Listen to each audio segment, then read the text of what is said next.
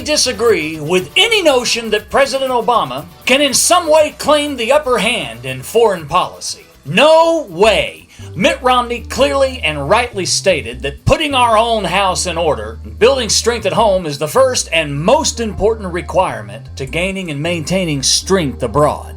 And he was right about saying all of that. We're in disarray over here, and the rest of the world can see it. It's plain and clear.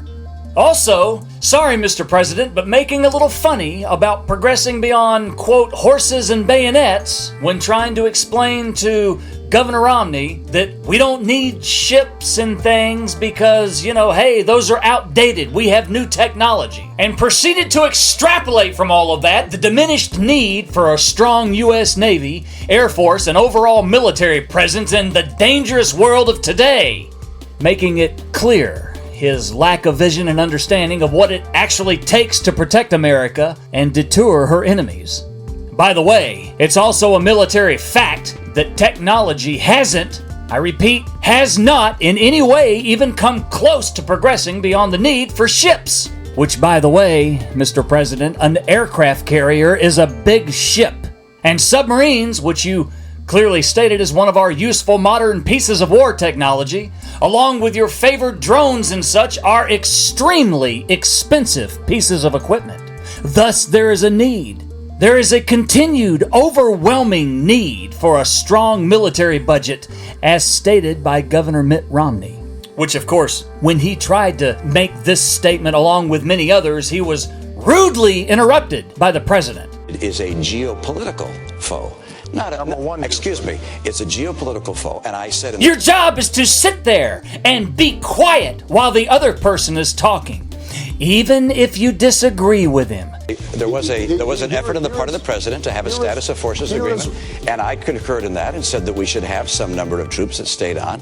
That was something I concurred with. That was your posture. That was my posture as well. You thought it should have been 5,000 troops. I thought it should have been more troops. But you know what? The answer was we got no troops through whatsoever. This is just a few weeks ago that you indicated that we should still have troops in Iraq. No, I didn't. I'm sorry. That's it.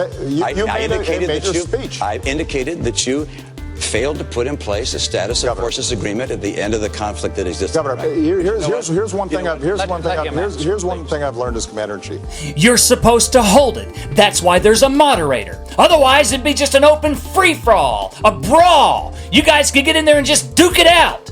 And here you've got a debate that's supposed to be a professionally run debate before an entire nation with a dignified news moderator, and he's supposed to be moderating this debate, and each of them get their time to speak their piece. But in this case right here, just like Paul Ryan didn't get to speak his piece because he was rudely interrupted by Biden in a rude, ugly way, Mitt Romney was rudely interrupted by the President of the United States. Our president, the man who's supposed to be dignified, couldn't stand it. He disagreed with him and couldn't wait until he got his turn to speak. He interrupted in a rude and ugly way.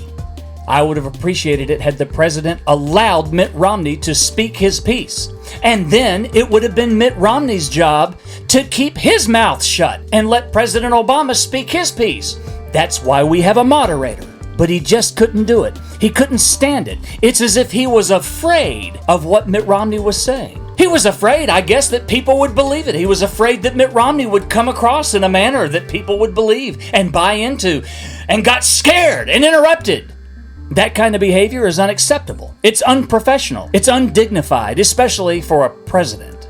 Anyway, that's my opinion about all this, folks. I'm glad you tuned in. Be sure and go over to TomZom.com, where you can engage in a lot more of this particular conversation in our forum. If you scroll down to the bottom of the homepage, you'll see the forum, and also sign up for our chat room as well. Hope you have a good day and tune in tomorrow for yet another one. Take care, folks.